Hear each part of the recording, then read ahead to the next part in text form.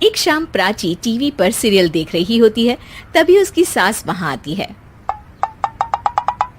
अरे सीरियल में तो ऐसे मग्न है जैसे आज रात का खाना पड़ोसी आकर बनाएंगे।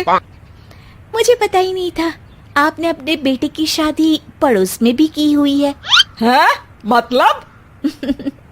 मतलब इस घर में सारा काम बहू ही करती है, आप तो सिर्फ खर्राटे मारती हैं।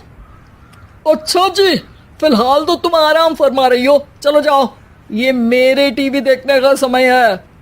आहा, इसीलिए मुझे भगाया जा रहा है। सॉरी, अब तो बिल्कुल नहीं जाऊंगी।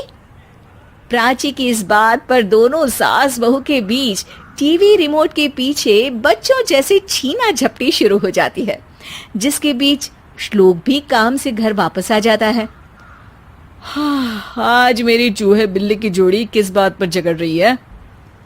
अरे तेरे बीवी मुझे टीवी ही नहीं देखने दे रही।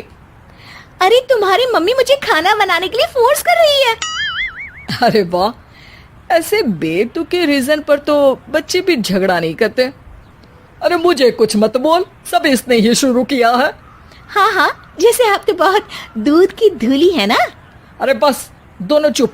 प्राची जाओ, खाने की तैयारी करो। और माँ तुम छोड़ो, तुम्हें क्या बोलूं, शांति से अपना सीरियल देखो, मुझे दोबारा लड़ने की आवाज सुनाई नहीं देनी चाहिए। ऐसा बोलकर श्लोक वहां से चला जाता है, जिसके पीछे पीछे प्राची भी कुछ न कुछ बड़बड़ाते हुए रसोई में चली जाती है।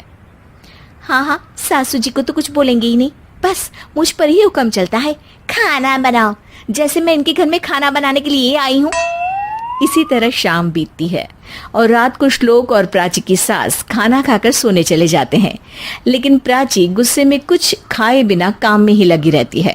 इस घर में किसी को घंटा फिक्र नहीं पड़ता, मैं खाऊं या भूखी रहूं। प्राची कुछ देर के लिए रसोई से बाहर जाती है और जैसे ही वापस आती है तो वहां दूध का भरा ग्लास देखकर हैरान रह जाती है। फिक्र पूरी है, बस दिखाना नहीं है। प्राची दूध पीकर सोने चली जाती है और अगली सुबह एक बार फिर सास बहू का कार्टून नेटवर्क स्टार्ट हो जाता है। ये तुमने ही किया है। अरे अजीब जबरदस्ती है, मैं बोल रही हूँ मैंने कुछ नहीं किया।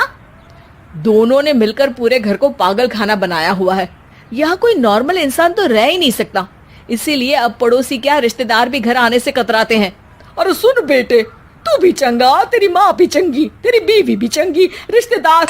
हाँ जी, आपको नहीं पता क्या, गंगाधर ही शक्तिमान है, रिश्तेदार ही। हाँ हाँ,